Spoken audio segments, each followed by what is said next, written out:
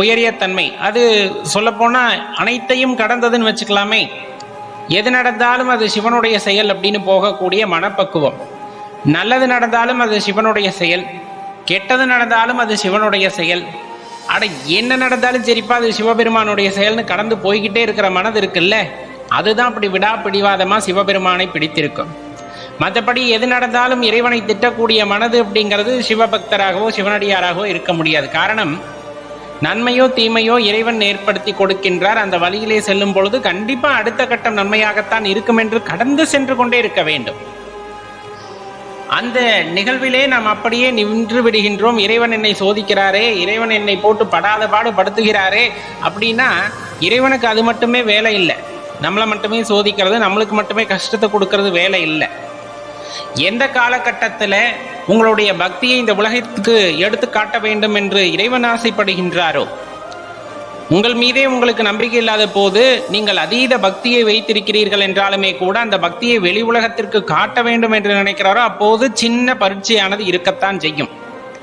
ஏன்னா நெருப்பில் போடும்போது தான் தங்கம் கூட அந்த பொலிவை பெறுகிறது, இல்லைன்னா மாசு கலந்து தான் இருக்கும். நம்ம மாசு கலந்து இருக்கும். ஒரு சின்ன பரீட்சை எழுதும் போது நீங்கள் சொக்க தங்கம் அப்படிங்கிறத இந்த உலகம் புரிஞ்சுக்கும். அதுக்காக தான் சின்ன சின்ன கஷ்டம். அதுக்குன்ட்டு வாழ்க்கை முழுவதும் இறைவன் கஷ்டத்தை கொடுக்கிறார் என்ற அர்த்தம் அல்ல. அப்படி இறைவன் கொடுப்பதும் இல்லை. தெளிவாக தெரிந்து கொள்ள வேண்டிய விஷயம், அது வினை பயனின் காரணமாக நடக்கின்றது. நாம் வாங்கி வந்த வினை பயனின் காரணமாகத்தான் நமக்கு நடக்கின்ற நல்லதும் சரி தீமையும் சரி மாறி மாறி நடக்கிறது. அதையெல்லாம் கழிக்கும் பொழுதுதான் அந்த வினை மூட்டை காலியாகும்.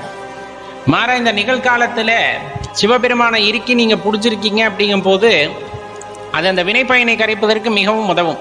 சில இடங்களில் செயல்படாமல் இருக்கிறதே சிறப்பு. கண்டும் காணாமல் போய்விட வேண்டும் வாழ்க்கை. இந்த வினையெல்லாம் என்னால் தான் நடக்கிறது, நான் இல்லை என்றால் இங்கு ஒன்றுமே இயங்காது அப்படின்னு நினைச்சோம்னா அது அகங்காரமாக மாறிவிடுகிறது. அந்த அகங்காரமே ஒரு மனிதனுக்கு வினை பயனை அதிகரித்து கொடுக்கக்கூடியதாக அமைந்துவிடும். ஒன்றை தொட்டு ஒன்று செஞ்சுக்கிட்டே இருப்போம், என்னால் தான் செய்கிற எல்லாம் வினையை உண்டாக்கி கொண்டே இருக்கும். அதையெல்லாம் மூட்டையில் திருப்பி திருப்பி போய் சேர்ந்துக்கிட்டே இருக்கும். இது தேவையா நமக்கு? இதெல்லாம் தேவையில்லாத விஷயங்கள் இல்லையா? அப்போ இதிலிருந்து வெளியே வரணும்னா அப்பன் காலை மட்டும் பிடிச்சிக்கணும். அப்பன் என்ன நடத்தி வைக்கிறாரோ அதை மட்டும் பார்த்துக்கிட்டு அப்படியே செயல்பட்டுக்கிட்டு போயிட்டே இருக்கணும், அவ்வளோதான். அதுக்கு காரணம் கற்பிக்கிறதோ இது இப்படி நடந்தது அப்படி நடந்ததுன்னு நினைக்கிறதோ இது நமக்கான வேலை அல்ல.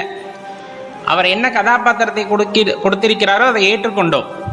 அந்த கதாபாத்திரத்தின் வாயிலாக இந்த உலகத்திற்கு அவர் என்ன சொல்ல வருகிறாரோ சொல்லிவிட்டு போகின்றார். நாம் அவர் சொல்ல வருவதை அவ்வாறே ஏற்றுக்கொள்ள வேண்டும். அதற்கு காரணம் கற்பிக்கக்கூடாது. அதற்கு காரியகர்த்தா நான் என்று மார்த்தட்டி கொள்ளக்கூடாது. ஒரு வினையை ஆற்றுகிறீர்கள் என்றால் அவ்வினையானது கொடுக்கப்பட்டது யாரால் அப்படின்னா சிவபெருமானால்.